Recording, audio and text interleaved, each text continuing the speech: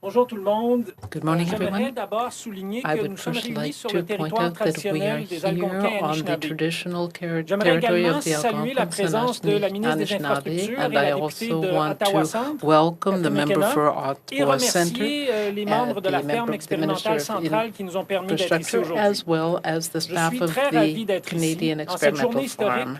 le jour où mon I want collègue to Jonathan Wilkinson, indicate le ministre de that today l'Environnement is a et historic de la day, lutte au changement the climatique, a déposé la day loi that canadienne my sur la colleague's Minister responsabilité en for the matière de Environment has carboneutralité, que j'ai eu la introduced an grande act fierté de seconder à respecting la Chambre our tôt ce matin. efforts to C'est une achieve journée net historique pour nous zero toutes et tous, emissions. This is mais a aussi pour historic les day for all générations of qui us seront and touchées also par ce for projet de loi. the generations Tout that comme will mon be collègue, affected je by n'ai this pas ménagé mes legislation. efforts au cours de Like ma my vie pour colleagues, I've exiger been une action working climatique hard plus forte, to ce qui est une des raisons pour laquelle je encourage suis entré en stronger politique. climate action throughout J'ai my continué à life, le faire and au this sein is something de ce that we are gouvernement doing. qui, I je am suis heureux de proud pouvoir to vous le be dire, part of reconnaît et this comprend government that l'urgence qu'il y a sur la recognizes and question understands the climatique. urgency Je of tiens d'ailleurs à climate souligner la and présence aujourd'hui du action. Premier I ministre Justin want Trudeau to avec nous. also J'en highlight the profite d'ailleurs presence pour of our souligner Prime Minister l'importance de here with travailler sous le us leadership d'un and Premier the ministre qui nous importance of accompagne his et nous leadership, encourage à toujours en who faire plus en supports matière de us lutte au and changement climatique. encourages us to go Just as further science and guides our further. efforts against COVID-19,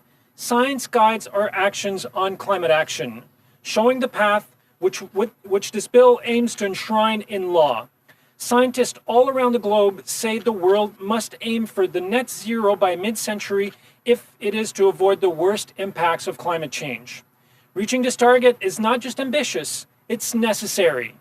But it's also an opportunity to create a cleaner and healthier future. Canada has all the ingredients to be a global leader even as the competition heats up. We have a diversified economy, skilled workforce, and businesses in every sector in every part of the country that are working on innovations to reduce pollution. By establishing this target in legislation, we are signaling that the government's continued and ongoing commitment to leadership and action on climate change. I hope we will make our kids and grandkids proud by working together, all political parties, to have this bill passed. Je suis convaincu que cette initiative nous ralliera toutes et tous au-delà des clivages politiques. Will help us bridge political differences and work together so that our children and grandchildren will have cleaner air and healthier communities. Now I will call on the Honourable Jonathan Wilkinson.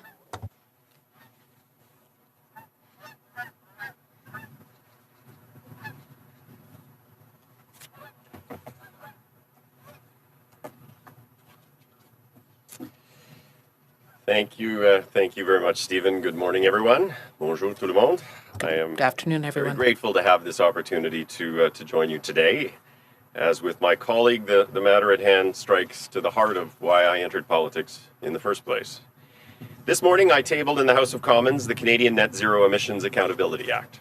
It is a key piece of the government's overall plan to build back better as we emerge from the pandemic into a brighter, cleaner, and more prosperous future. The Canadian Net Zero Emissions Accountability Act charts a path for clean growth by delivering on our commitment to legislate net zero emissions by 2050. And it sends a signal of the depth of our resolve to be a serious competitor in the clean global marketplace that is emerging today. Pour éviter les pires conséquences du changement climatique, la science a clairement indiqué que le monde doit être carbone neutre d'ici 2050. Ce qui signifie que nous ne pouvons pas émettre plus de gaz à effet de serre que la planète ne peut en absorber naturellement.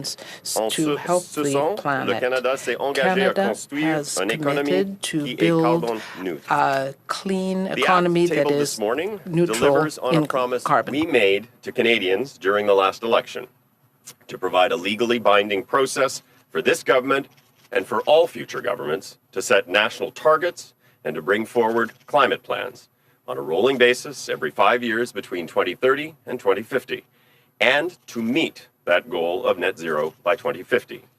Bill C-12 will establish an independent net zero advisory body, a group of up to 15 experts from across the country with a range of experience and expertise.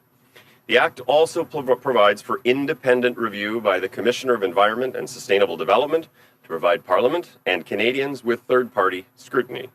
If a target is not met, the federal government must table a report in Parliament detailing the reasons why and the specific actions that will be taken to course correct. Finally, the Act will require the federal government itself to publish an annual report detailing how departments and Crown corporations are considering the financial risks and opportunities of climate change in all of our decision-making. The experience that we have acquired here and around the world has shown that preventing climate risks is at the basis of good decision-making. And this is why an increasing number of companies and investors are taking into account the risks of climate change in their planning. The federal government should not be an exception to that. The planning and reporting that is required under this Act will ensure that the government plans and invests wisely for today and for decades to come. This will lead to better decisions that invest in a safer and cleaner Canada. I would be remiss today if I did not acknowledge the work of the late Jack Layton, who first moved his private member's bill, the Climate Change Accountability Act, in 2007. Regrettably, it was later voted down by Conservative senators 10 years ago this past Monday, without debate, despite its support by a majority in the House of Commons. As a nation, as Canadians, we cannot afford inaction in combating climate change. Tackling this challenge and making the most of new opportunities will require resources, pragmatism, and very much Canadian ingenuity. We have the tools to make this happen, including a skilled and innovative workforce that is already rising to the challenge of emissions reduction. And we have the drive, born of the opportunity, to create a bright future we can pass along to our children and grandchildren with confidence and with pride. In the coming weeks, we will be announcing to Canadians our clean growth plan for investment and support for the work of Canadian companies to reach I'm sure many of you and probably many economy of your kids based on some of Sir net David emission Attenborough's zero programs on the natural world. One of his quotes that resonates strongly with me was, quote, "We are the only species that can imagine the future. Living in balance with nature simply requires the will to do so." Today's announcement represents a key step in demonstrating our will to do so. Thank you, merci, and now I would ask the Prime Minister to come forward.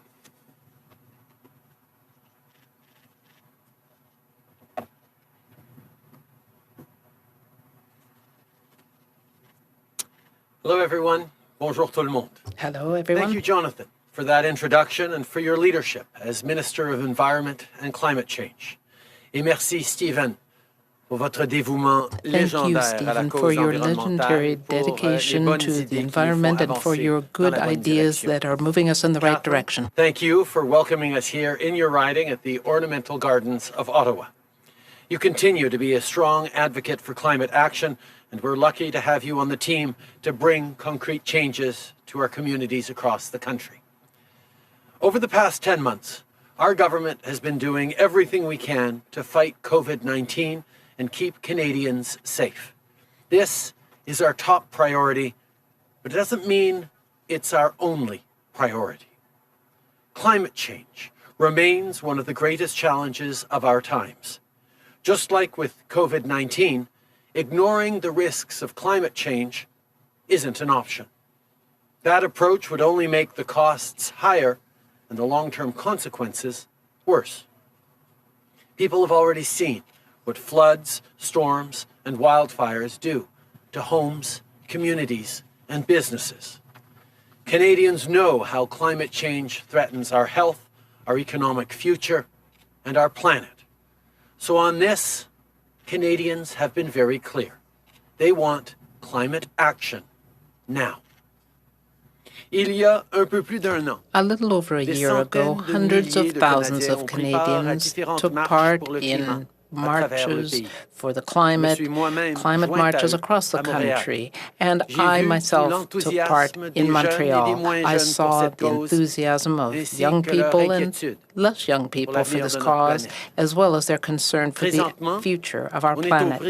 Right now, we are dealing with the pandemic, but we do have to continue to address other existential challenges threatening us. To use an image that has been much used in COVID-19, we have to flatten the curve of climate change to avoid irreparable consequences. Scientists and researchers are clear. We have to reach carbon neutrality by 2050. During the last election, our government promised to legally bind Canada to its commitment of net zero emissions by 2050. This morning, we delivered on that promise with the tabling of Bill C-12, the Canadian Net Zero Emissions Accountability Act. Bill C-12 lays out a framework of accountability and transparency that will ensure we reach this goal in a way that gives Canadians confidence. This is a fundamental step in our strategy to build a strong, resilient economy that works for everyone. We don't have to choose between clean air and good jobs. The argument that protecting the economy and protecting the environment and growing the economy don't go hand in hand is an old and failed way of seeing things. Don't just take it from me, take it from Mark Carney, the former governor of the Bank of Canada, who recently said that the transition to net zero is creating the greatest commercial opportunity of our age. Over 120 countries around the world have now committed to reaching net zero by 2050. Major Canadian companies in everything from tech to food to energy have joined in. Momentum is building around the world, and we can't miss our moment to act. Canada is well positioned to be a leader and provide the world with the cleanest, most cutting-edge innovations now and for decades to come. Low-carbon, climate-resilient projects are not just good for the planet, they're also good for business.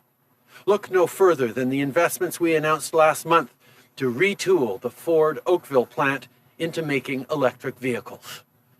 Strong climate action will always be a pillar of our government's approach, from our plan to create over 1 million jobs across the country to rebuilding a sustainable, competitive economy.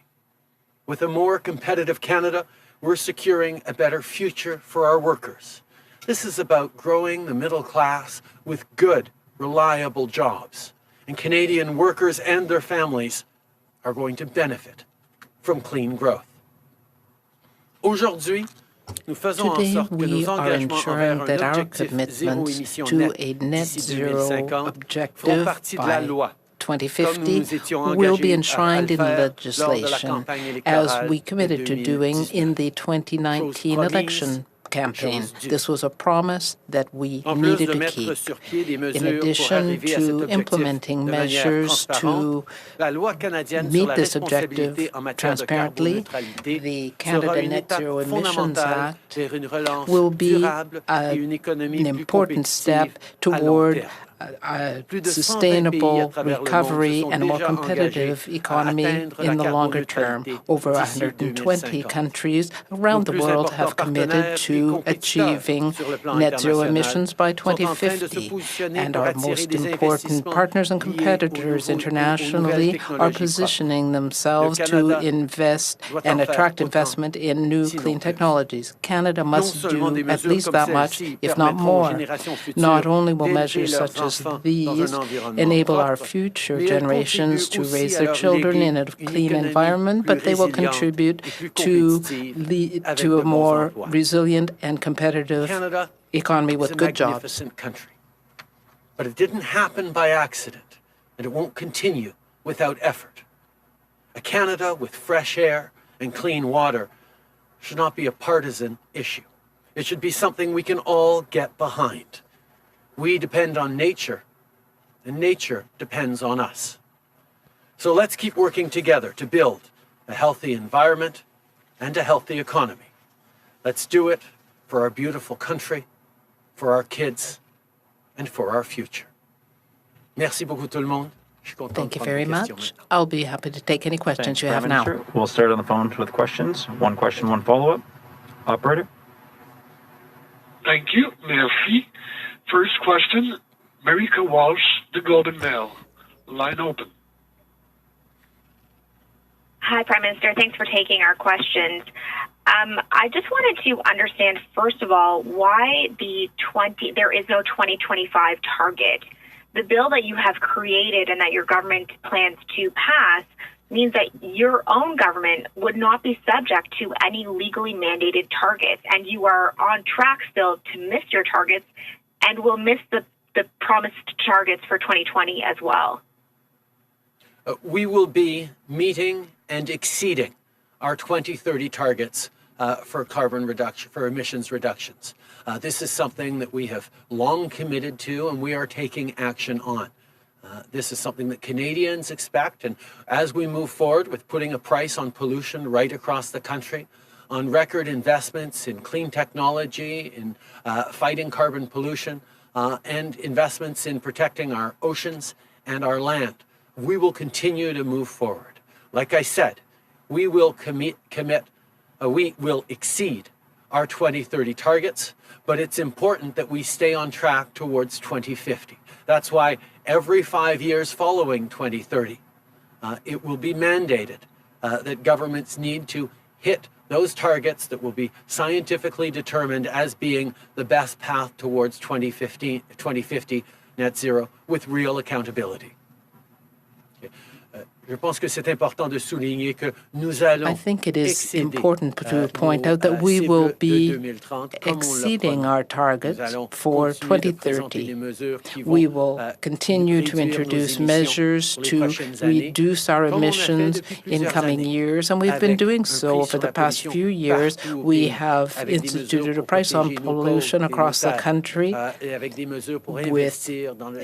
we have introduced investments in clean technology and pollution-reducing measures. So I know we have to go forward in just meeting our targets, our 2030 targets, and even exceeding them isn't enough. We have to do more to achieve net zero emissions by 2050, and the Government of Canada will ensure that we do so transparently and accountably.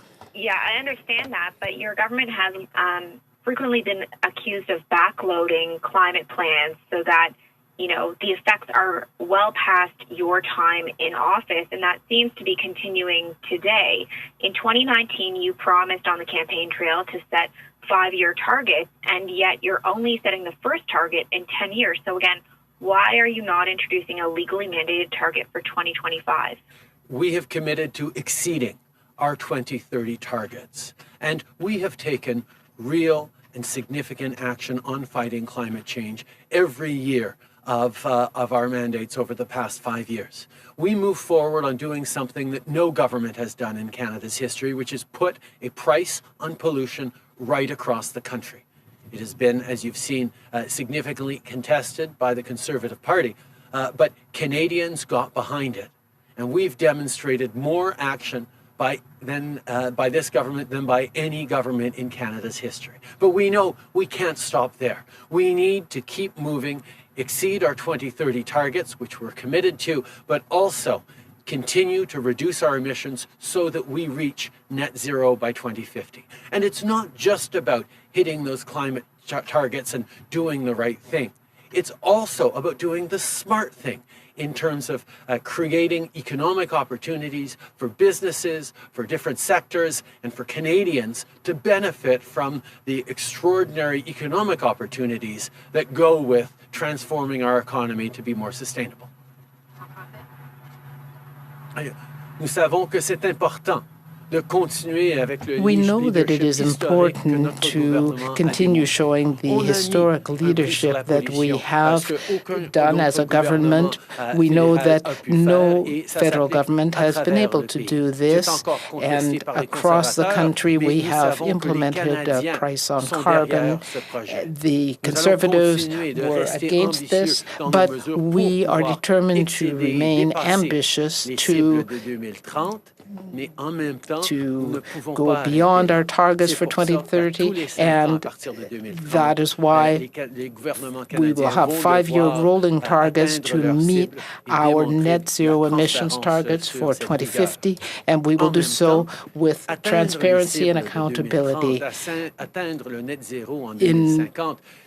And certainly by exceeding our targets for 2030 and achieving our targets for 2050 is the right thing to do, but it also creates a good economy, good jobs, prosperity, and investment. And we will also be reducing our greenhouse gas emissions and making sure that we use green energy and have clean growth. Next question. Merci. Prochaine question. Mélanie Marquis, La Presse. À vous. Mélanie Marquis from La Presse. Good afternoon, Mr. Trudeau. I want to come back to my colleague's question because you keep talking about 2030 and you were asked about 2025. There are organizations like Équiterre that you are very familiar with are criticizing this legislation because there is no target for 2025. What answer can you give them on that?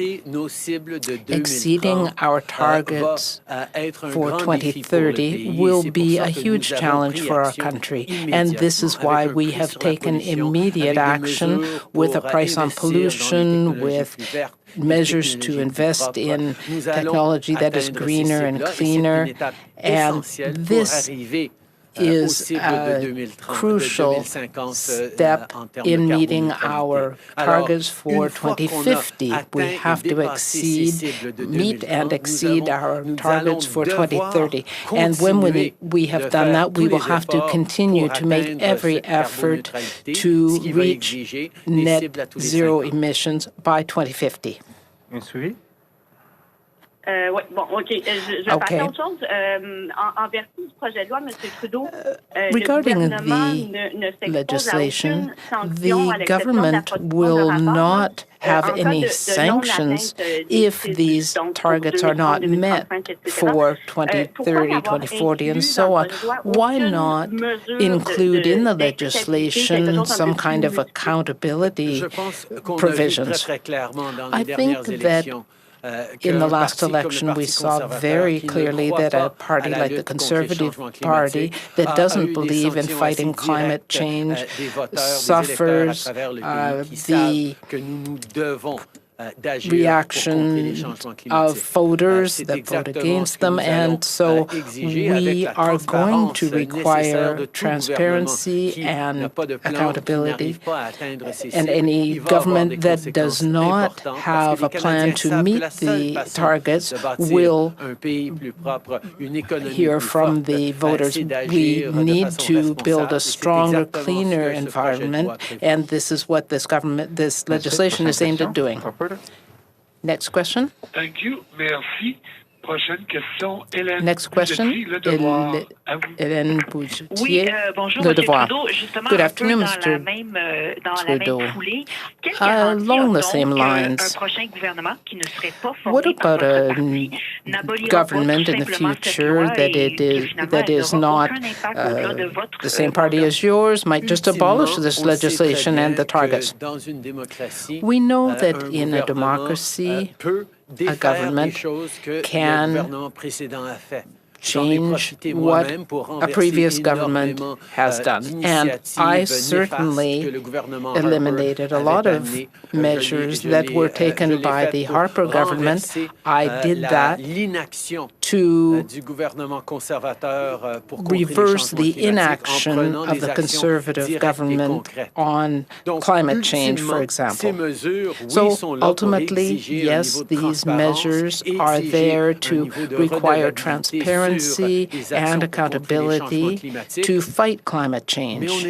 But we live in a democracy, so it will ultimately up to Canadians to continue to choose governments that are serious about reducing climate change and that will be accountable to Canadians every 5 years because of this legislation. And these governments will have to show how they achieved or why they did not achieve the targets. And that is exactly why we have taken these measures. So, just on another topic, net zero emissions clearly does not mean that we will no longer be creating any pollution, but rather that there will be measures to counteract the pollution. So I don't see anything in this legislation that will guarantee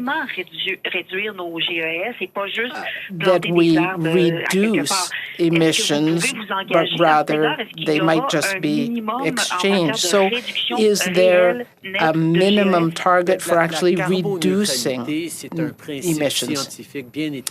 Well, carbon neutrality or net zero emissions is scientifically based. We can't simply compensate for all of our pollution created, but we can strengthen our ecosystems, and that can compensate for increased carbon emissions. But we do need absolutely to reduce emissions if we are to meet our Oliver with CTV targets. National News. Yesterday, Ontario's health minister said Canada is getting a total of 6 million doses of the Moderna and Pfizer vaccine starting in January. Your health minister and your health department would not confirm those numbers yesterday. And the parliamentary secretary to the health minister said he was, quote, not aware of where Christine Elliott got those numbers.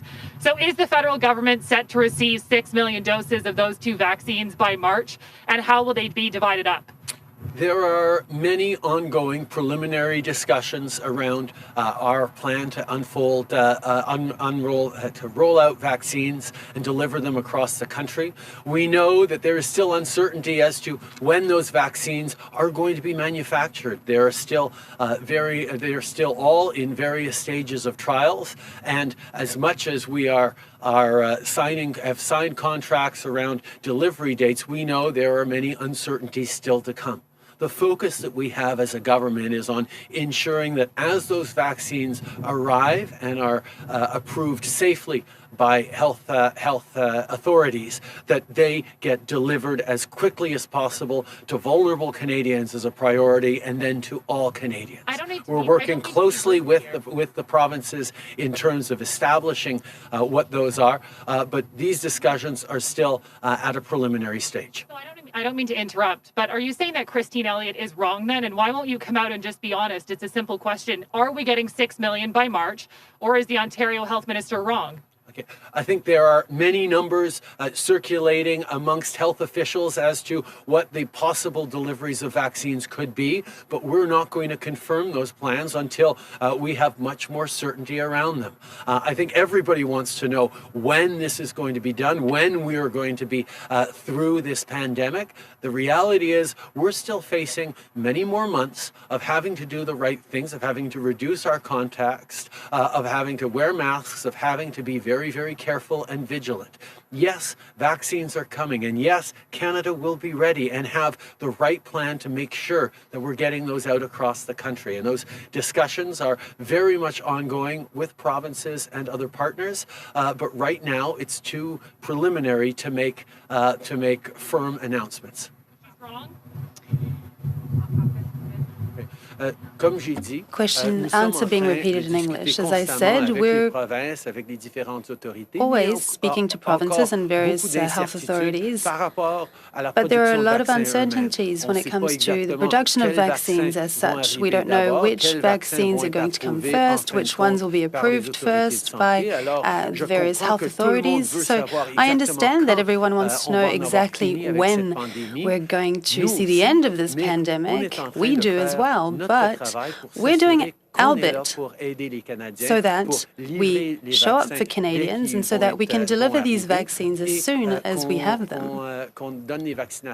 And as soon as we can administer, and so that we can administer these vaccines to priority those who need them the most. But it is too soon to confirm those numbers. CBC. I want to return to the net zero legislation. In terms of the bill, it says that if targets aren't met, that the minister has to submit a report, but there aren't any strong consequences for failing to meet the targets that are mandated in law. Why did you not include more accountability in your climate accountability bill? There is a tremendous amount of transparency and accountability required, but ultimately the accountability for government's actions or inactions is from Canadians themselves. We live in a democracy where Canadians expect their governments to keep them safe and to grow a stronger economy. And for example, Stephen Harper's inability to fight climate change responsibly was a big part of him losing power in 2015. Conservatives continue to fight against measures that combat climate change. And as we saw in 2019, that was a very difficult election for them because of that.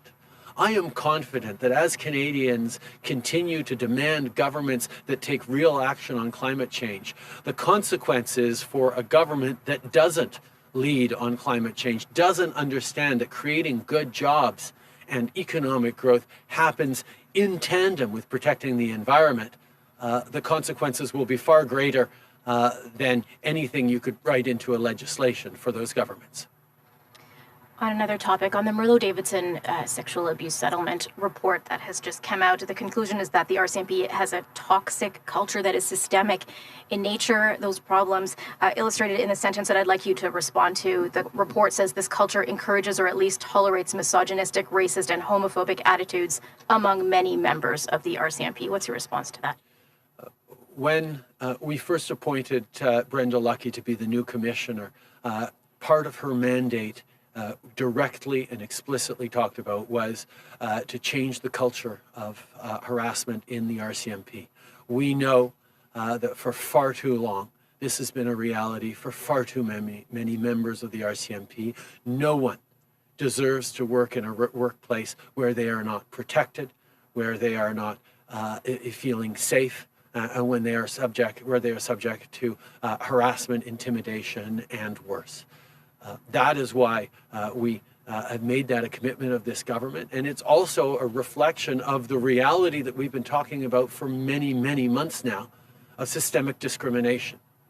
If an organization cannot keep its own members safe from harassment and discrimination, how can Canadians have confidence in them to keep them safe as they enforce the law?